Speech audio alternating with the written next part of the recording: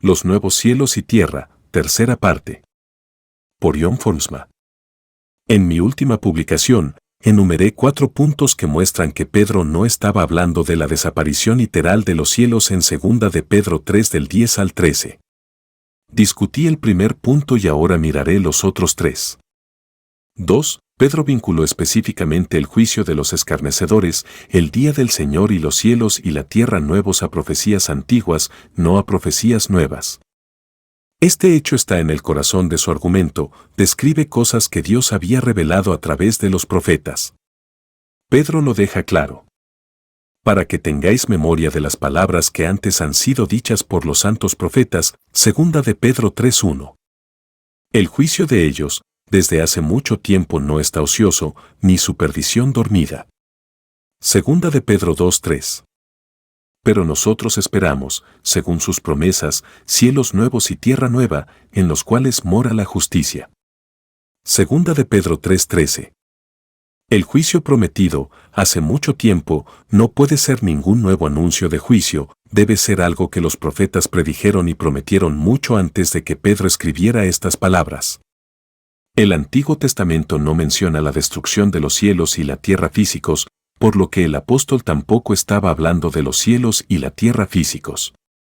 3. Pedro describió los últimos días, 2 de Pedro 3:3, compárese con 1 de Pedro 4:7, pero no los últimos días de todo. Su referencia es a los últimos días del judaísmo. Dios destruyó el mundo que entonces existía en los días de Noé, 2 de Pedro 3:6. De la misma manera, estaba a punto de destruir el mundo de los judíos, no solo de oscurecer sus cielos y su tierra mediante un castigo temporal. Se disolverían por completo en este juicio final. Él no derretiría los elementos físicos del mundo, pero terminaría con el antiguo pacto. Dios estaba a punto de disolver todos los remanentes del judaísmo corrupto de la misma manera que había juzgado a Babilonia y Egipto en el libro de Isaías a través de un ejército invasor, compárese Isaías 13:1, 6, 10, 13 y 17, 19:1 y 24, y Lucas 21:20. Y los profetas predijeron grandes cosas que ocurrirían después de los últimos días del judaísmo. Pero ese tema está mucho más allá del alcance de este artículo. 4. Pasemos ahora a las diversas profecías de la destrucción final de Israel como nación del pacto. Recuerde, para ajustarse a la descripción de Pedro, estas deben ser antiguas profecías. La profecía más antigua es un cántico que Dios le dio a Moisés, Deuteronomio 32, en la fundación de Israel como nación. Describe la historia de Israel por adelantado, incluso antes de que la nación entrara en la tierra prometida, sus nuevos cielos y tierra. Y Moisés llama a los cielos y la tierra para que sean testigos de esta profecía, Deuteronomio 32:1. ¿Podemos pensar que esto no juega ningún papel en el pensamiento de Pedro en 2 de Pedro 3? Esta canción predice la progresión de Israel hacia la maldad y los diversos castigos de Dios en respuesta. Predice su final, Deuteronomio 32:29, y la venganza de Dios que vendría en ese momento, Deuteronomio 32:35, y alude a su fin en sus últimos versículos. El apóstol Pablo menciona este fin en Romanos capítulos 9 al 11. Compare Deuteronomio 32:32 con Romanos 9:29 y Deuteronomio 32:21 con Romanos 10:19. En Deuteronomio 32:43, Dios llama a las naciones a regocijarse por el fin de Israel. ¿No se refiere Pablo a esto en Romanos 11 del 11 al 36? ¿Y no cumple esto uno de los 10 requisitos que Pedro enumeró para el fin del cual habló, que los otros apóstoles se refirieron a él? Note Deuteronomio 32:22, donde Dios dice: porque fuego se ha encendido en mi ira, que quema hasta las profundidades del Seol, consume la tierra con su fruto, e incendia los fundamentos de los montes. Isaías 24 del 19 al 23.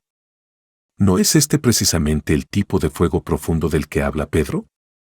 Lo es si entendemos el tipo de cielos y tierra que él quiere decir. Ese fuego profundo disolvería la perversidad pagana que llenaba a Israel en los días de Pedro, ver Isaías 65:7 y Mateo 23:32. Dios expondría todas sus obras y luego las destruiría con fuego. ¿Qué pasa con otras antiguas profecías del día del Señor? En una, Malaquías predijo la venida de Juan el Bautista, el Elías por venir, a quien Dios enviaría antes del día del Señor, grande y terrible, Malaquías 4:5. Note cómo el profeta describió este día: miren, ya viene el día, ardiente como un horno. Todos los soberbios y todos los malvados serán como paja, y aquel día les prenderá fuego hasta dejarlos sin raíz ni rama, dice el Señor Todopoderoso. Malaquías 4:1. ¿No es este el fuego al que se refiere Pedro? ¿No es esta la destrucción que Pedro pretende? Joel menciona 2 días del Señor. Uno vendría pronto, cercano está el día de Jehová, Joel 1:15. El otro aún no estaba cerca, y sería el día grande y terrible del juicio final de Israel, Joel 2:31. Ambos serían días de juicio, y Joel usa un lenguaje similar para describirlos. Note la similitud entre el lenguaje que usó Joel para su juicio venidero y el que usó Isaías para describir la destrucción de Babilonia. Delante de él temblará la tierra, se estremecerán los cielos, el sol y la luna se oscurecerán, y las estrellas retraerán su resplandor. Joel 2:10. Por lo cual las estrellas de los cielos y sus luceros no darán su luz, y el sol se oscurecerá al nacer, y la luna no dará su resplandor. Isaías 13:10. Luego observe el lenguaje de Joel con respecto al juicio final de Israel. Y después de esto derramaré mi espíritu sobre toda carne, y profetizarán vuestros hijos y vuestras hijas, vuestros ancianos soñarán sueños, y vuestros jóvenes verán visiones. Y daré prodigios en el cielo y en la tierra, sangre, y fuego, y columnas de humo. El sol se convertirá en tinieblas, y la luna en sangre, antes que venga el día grande y espantoso de Jehová. Y todo aquel que invocare el nombre de Jehová será salvo, porque en el monte de Sión y en Jerusalén habrá salvación, como ha dicho Jehová, y entre el remanente al cual él habrá llamado. Joel 2, versículos 28, 30, 31 y 32. Este juicio fue más que el oscurecimiento del sol y la luna, y el temblor de los cielos y la tierra. Era la disolución de los cielos y la tierra. El sol se oscurecía por completo y la luna moriría de una muerte sangrienta. Sabemos, por la predicación de Pedro en Hechos 2, que estas cosas estaban comenzando a suceder en su día. Pedro, hablando de Dios dando el Espíritu Santo en Pentecostés, dice: esto es lo que profetizó Joel. Si los tiempos del derramamiento de Dios de su Espíritu sobre toda carne estaban ocurriendo, ¿no es claro que el día del Señor no estaba muy lejos, y que hay de la antigua profecía de Isaías 61 del 1 al 2?